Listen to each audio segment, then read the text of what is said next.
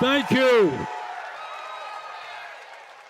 Let me begin by congratulating Texas Democrats and Party Chair Kendall Scudder for doing exactly what must be done. You are finding great candidates to run for office. You are now competing in areas where Republicans ran unopposed for decades. You are building a strong grassroots movement, and you are winning. Just last week in D.C., I met with Taylor Remmett, a leader in the Machinists Union, in a Trump plus 17 district. Taylor won. And that is what's going to happen all over Texas this November. Now, brothers and sisters, you have heard a couple of speeches in the last few days. So I am going to cut to the chase and give you my sense of what is happening in America today and what we have got to do to advance the future. First, it goes without saying that we must hold Donald Trump, his administration, and the entire Republican Party, who control the White House, control the Senate, control the U.S. House. We are going to hold them accountable for their disastrous policies.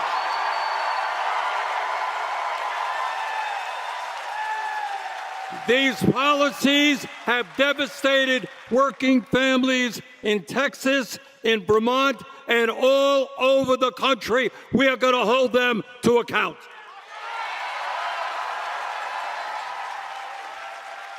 This administration, among many other actions, decided, if you can believe it, that it was appropriate to provide $1 trillion in tax breaks to the top 1%.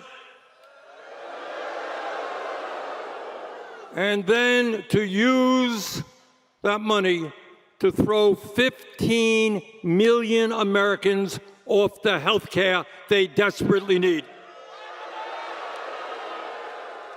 And let me tell you something that has not been talked about much. When you throw 15 million people off health care, when people can't get to a doctor when they should, people by the thousands are going to die from that horrendous decision. And that is why, together, we're going to roll it back.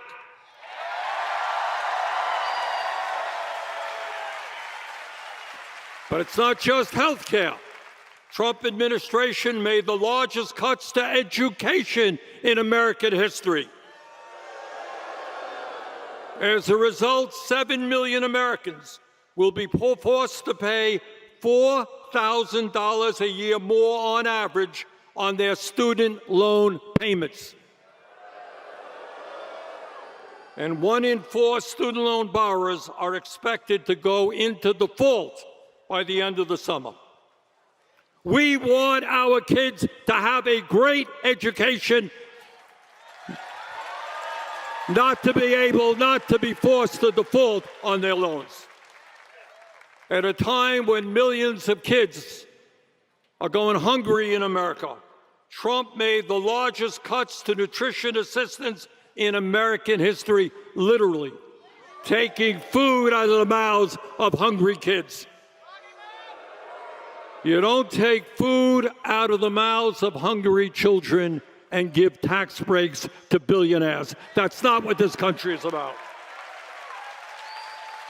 Trump ripped up the union contracts of 1 million federal workers.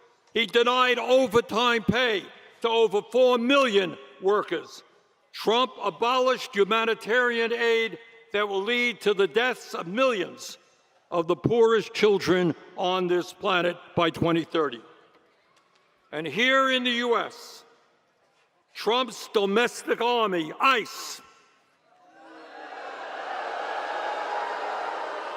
has acted brutally and illegally, tearing parents away from their kids and deporting millions of people who lived and worked in this country for decades. He has destroyed the lives of tens of thousands of people, and we're going to address that issue as well. And then after all of the cuts in health care, in education, in nutrition, he wants to spend another $500 billion on a bloated military budget. Those are not the priorities of the American people. Trump, during his campaign, promised no more endless wars. Remember that? And then started an unprovoked war against Iran in which thousands of innocent men, women, and children have been killed. Gas prices are now the highest in years, and taxpayers are going to have to spend hundreds of billions of dollars on this disastrous war.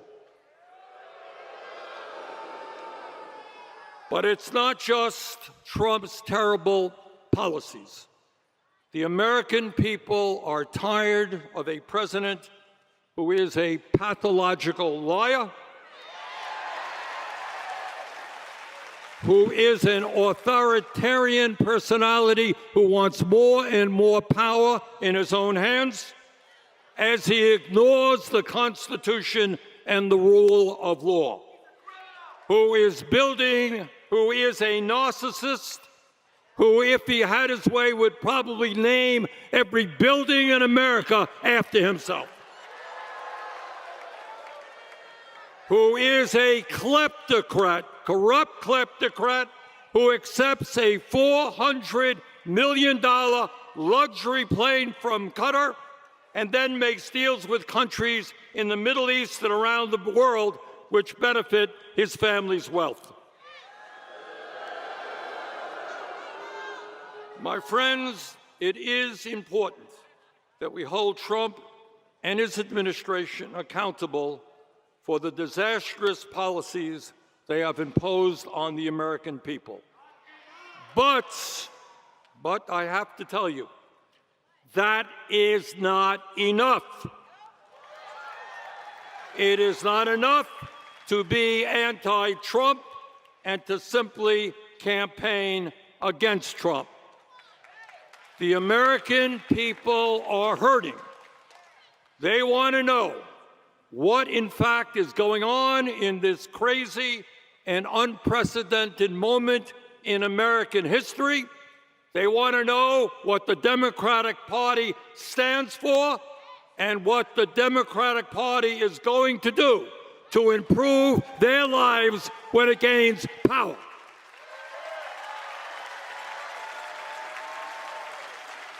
And by the way, what I have seen is I have traveled this country and we have held dozens and dozens of rallies from one end of America to the other.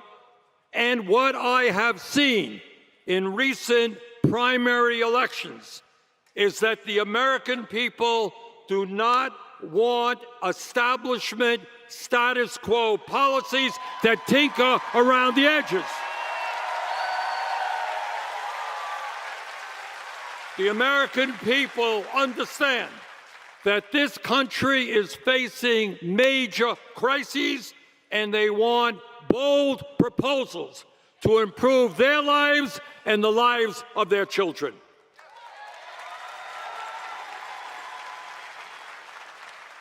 So let me do something this evening that is radical. You ready for a radical idea? All right. Are you really ready? I'm going to tell you the truth.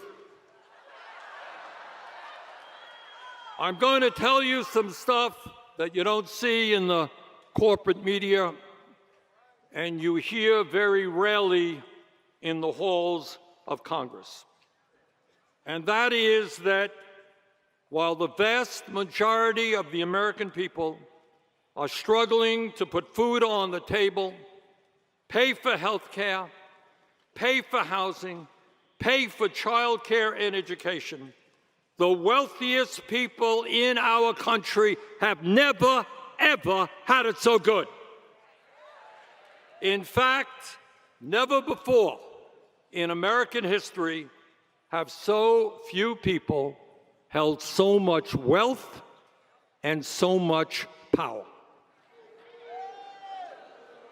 A quick history lesson. You all remember we studied in high school the Gilded Age. You remember that? It was the age of Rockefeller, J.P. Morgan, Jay Gould, and Carnegie, and these guys were very, very, very rich. It turns out that today, when you look at the people at the top of the economic ladder, the very few, the concentration of wealth in America today is 4 times greater than it was during the Gilded Age. 4 times greater. And that disparity is getting worse. After receiving the largest tax break in history from Trump, some 900 billionaires in our country became $2.2 trillion richer. 900 people since Trump is in office, $2.2 trillion richer. In other words, the gap between the very, very rich and everybody else is getting wider and wider. Never before in our history have we had as much income and wealth inequality as we have today. Today, the top 1% owns more wealth than the bottom 93%. Today, one man, Elon Musk, a trillionaire,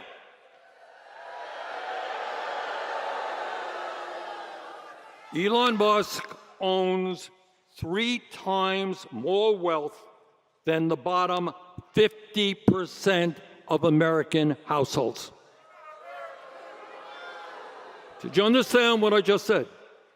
One man owns 3 times more wealth than the bottom half of American society. CEOs of American corporations, big corporations now make 350 times what their average worker makes. But it is not just income and wealth inequality. Never before in American history have we had as much concentration of ownership in our economy as we have today. Handful of giant corporations control one sector after another sector, and their monopolistic practices drive up prices. But it's not just income and wealth inequality and concentration of ownership. Never before in American history have we seen so much billionaire and corporate ownership of our media. In the U.S. today, 6 large media conglomerates control about 90% of what the American people see, hear, and read. Trump's supporters have recently bought up CBS, and they will soon own CNN. Musk and his fellow billionaires own many of the major social media platforms. And as bad as all of that is, let me tell you what is even more dangerous. And that is today, the billionaires and their super PACs are undermining our democracy and increasingly control the political process in our country. Here's the truth. You want to run for office, you want to run for local office, you want to run for state office, you want to run for Congress. And you get involved in a campaign, you say, I'm going to stand up for the working class of this country. And you run a good campaign. You know what happens to you? The billionaires and their super PACs will spend tens of millions of dollars to defeat you. That is not democracy. And that is why together, not only are we going to end this disastrous Citizens United Supreme Court decision,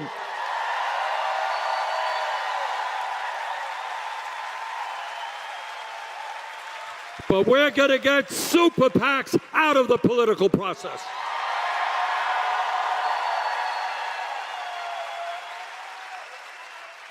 Bottom line, we are now living in a moment in American history where a tiny number of billionaires are exerting unprecedented influence over our society.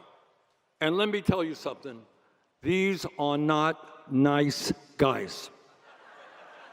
They are extremely greedy and ruthless and will do anything they can to accumulate even more wealth and power.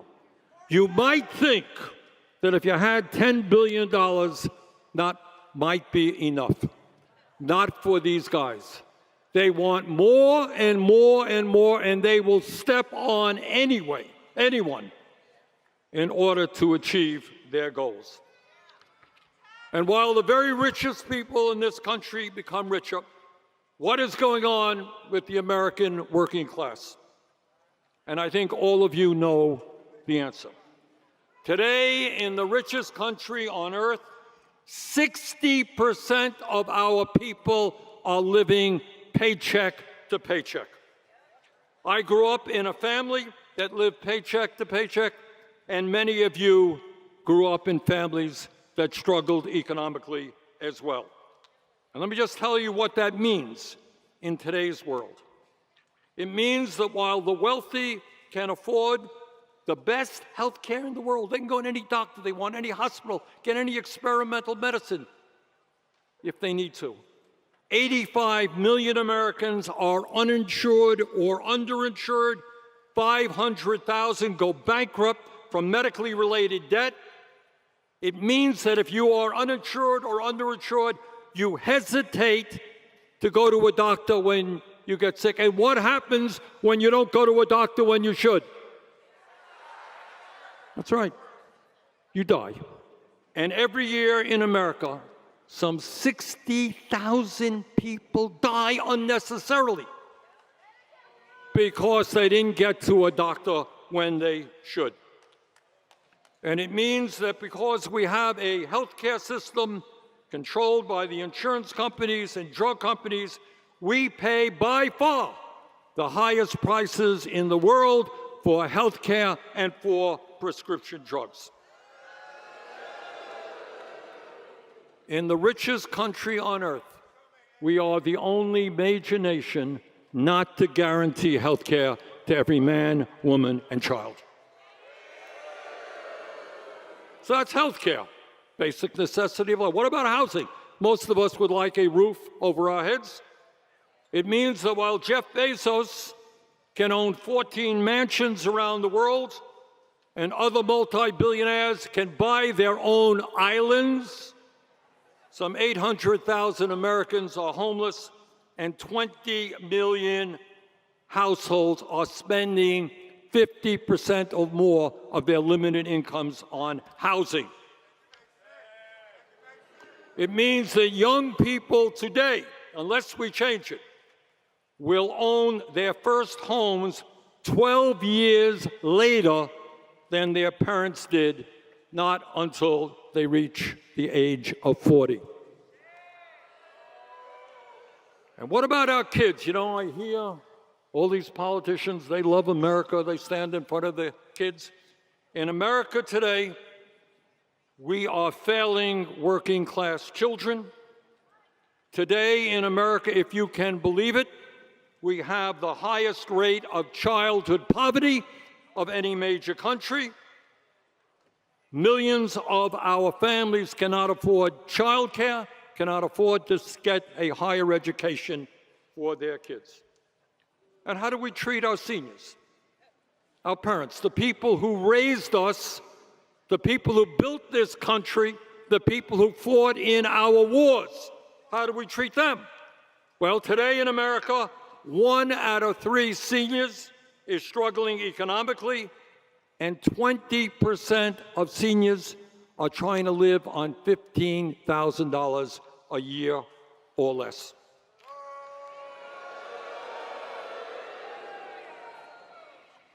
What's happening to people out working today?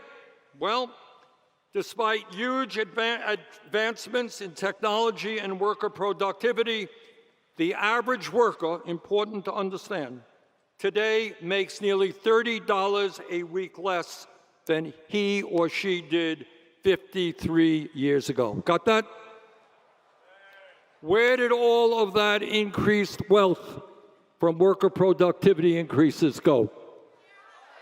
That's right. They went to the people on top. According to the Rand Corporation, since 1975, nearly $80 trillion in wealth has been redistributed from the bottom 90% to the top 1%. And let me tell you something else that nobody talks about. It's not talked about very much. What happens to people who every day are struggling to put food on the table, pay their rent, pay their insurance, take care of their kids and their parents? What happens to them? They are living with extraordinary stress.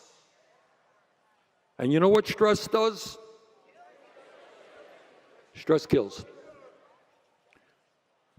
When every day you have to struggle to keep your family going, it takes a toll on your body and it takes a toll on you mentally. And the reality is that working class families, lower income people, live shorter lives than they should. 6 years. They die 6 years earlier than the wealthy. You understand what I'm saying here? In other words, being working class in America is a death sentence. People are struggling so hard just to stay alive that their bodies and their minds are being destroyed. And while workers are struggling today, they got something else on their minds. They're worried about artificial intelligence. They're worried about robotics and what that will mean for their future. Will a robot take my manufacturing job or the job that I have in an automobile factory? Will AI take the job that I have in a law firm or in accounting or in other white-collar jobs? If I am a truck driver or a cab driver, will my job disappear with the growth of driverless vehicles? Now, nobody knows exactly what AI and robotics will bring, but there are estimates out there that over the next 10, 20 years, tens of millions of jobs will be destroyed. And our job, something I've been working on lately, is to make sure that AI and robotics does not just benefit the billionaires who own the industry, it benefits the working class of this country.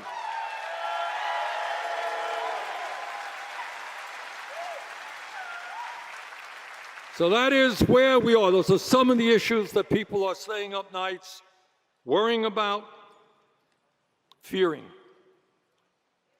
But let me tell you now, and let me suggest to you, that in the midst of all of these crises, let me tell you what, just a few of the things that I believe we should be doing when Democrats regain control over the House and the Senate. And I won't go through a whole litany and a laundry list here, but I just want to talk about some of the major ones. Whether the billionaire class likes it or not, we're going to overturn this disastrous Citizens United Supreme Court decision.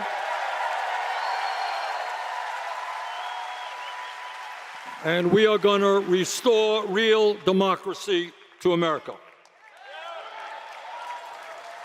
When Mr. Musk and his billionaire friends have unprecedented levels of wealth, And when major corporations often pay an effective tax rate lower than a truck driver or a nurse, we are going to make the billionaire class start paying their fair share of taxes.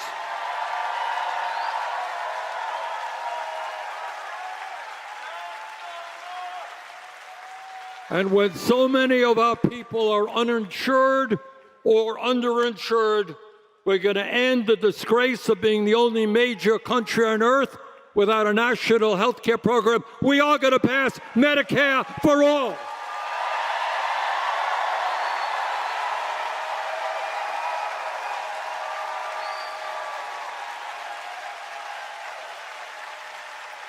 When millions of workers in Texas and Vermont throughout this country are living on starvation wages, we're going to raise that minimum wage to a living wage, at least $20 an hour. And when millions of workers want to join unions, we're going to make it easier for them to do that and stop the unconstitutional actions of corporations. When big tech and the wealthiest people on earth are aggressively pushing AI and robotics, the most transformative technologies in history, without public input, we're going to pass legislation that makes sure that these technologies benefit all of us, not just a handful of billionaires.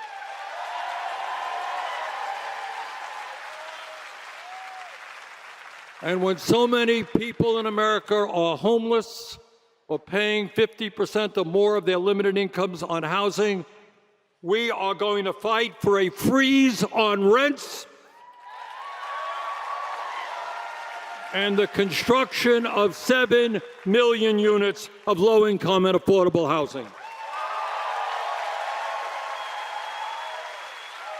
When so many of our seniors are struggling economically, we are not going to cut Social Security as Republicans want.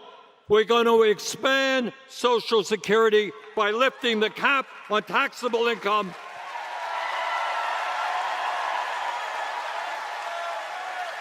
And we're going to bring back traditional pension plans so that every senior in America can retire with dignity and security.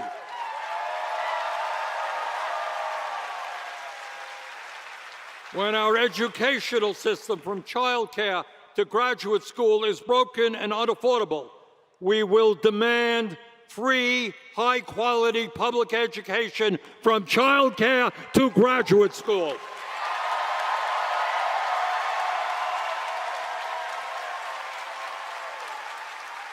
And we're going to attract the best and the brightest young people into the teaching profession by making sure no teacher in America earns less than $60,000 a year.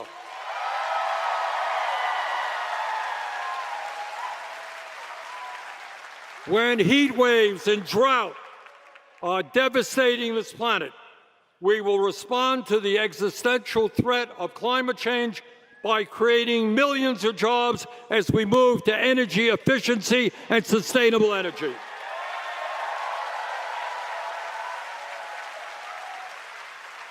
We will end a foreign policy which is immoral and ineffective, and a military budget of well over $1 trillion a year. No more spending billions of dollars on endless wars. No more spending billions of dollars on the genocidal Netanyahu government in Israel.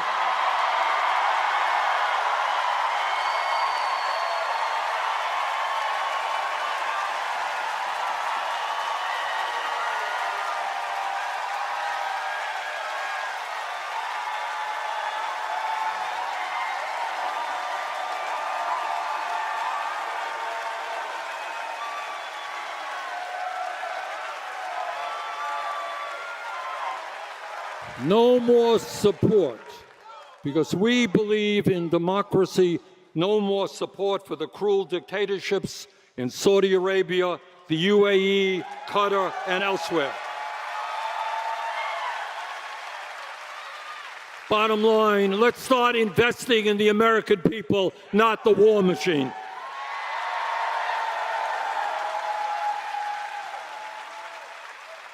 And when we look at the immigration crisis in this country, we know the answer is not breaking down doors and throwing decent people out of this country. It is comprehensive immigration reform and a path towards citizenship.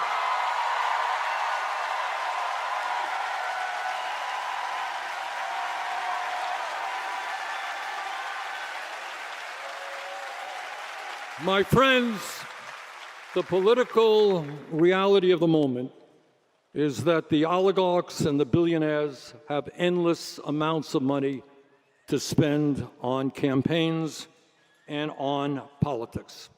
Can't deny it. We will never outspend them. They got huge amounts of money.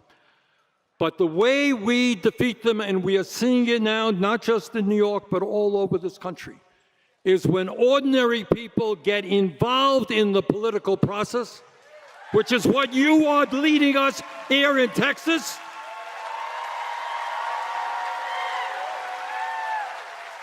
When we educate, when we organize, when we knock on doors, when we reject all of those people who want to separate us based on the color of our skin or our religion or our country of origin or our gender or our sexual orientation.